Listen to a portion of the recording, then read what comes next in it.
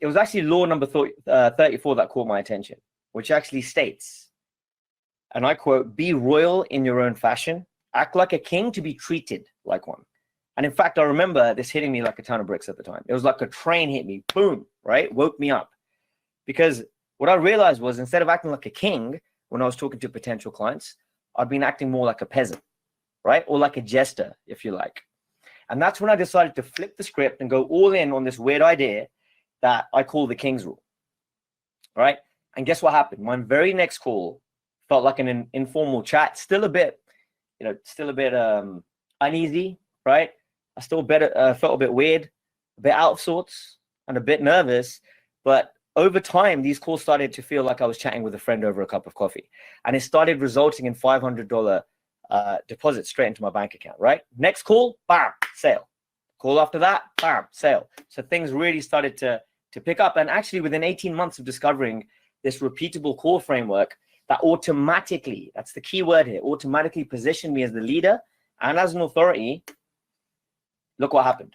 18 months, bam, actual screenshot, right? Irrefutable. It's in front of you and you're looking at it with your own eyes. Our sales shot up, check this out, by more than 500%. So from $23,000 is what we were hitting to over $346,000 per month, right? And today, what we've done, because it's so powerful, right? Fast forward to what we've got today, we've actually refined and sharpened the system even better, to the point that every call we make is now worth over $500 on average. So let me show you step by step, right? And you're gonna want to pay really close attention now. I know a lot of people are commenting in the chat box here saying, tell me more about this. I'm going to show you how you can apply the system to your business starting from today, if you choose.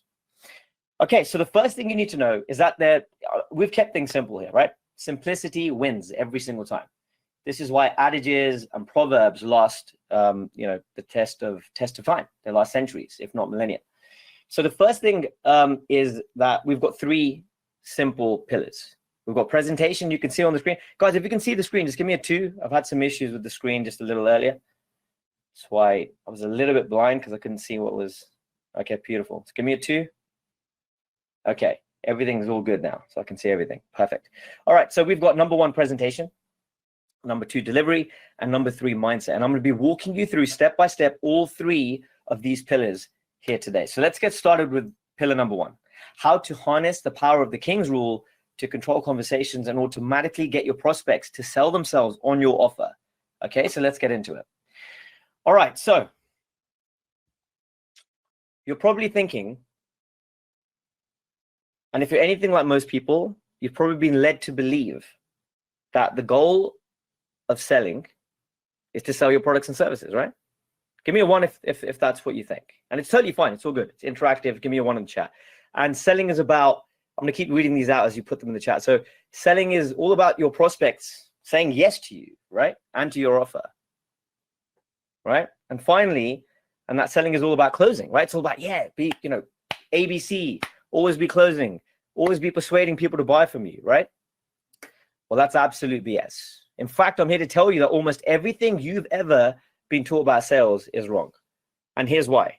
The old school, yes, the 1980s high pressure style of selling teaches you to pitch early, pitch often, all of that crap, and pitch to anyone paying the remotest bit of attention to you, right? And here's what that looks like. So let's go through this real quick, because let's say the salesman calls up the prospect, immediately launches into a desperate attempt to sell, since they finally got someone on the line, right? And if you've ever seen someone do this, and generally you see this on some of the most popular movies about sales, right? You've no doubt seen the approach in action. And you've probably heard phrases like, ABC, always be closing, smile and dial, all that crap, right? And assume the close. It's really aggressive, high pressure mentality. And it's actually the complete opposite of what our approach is today.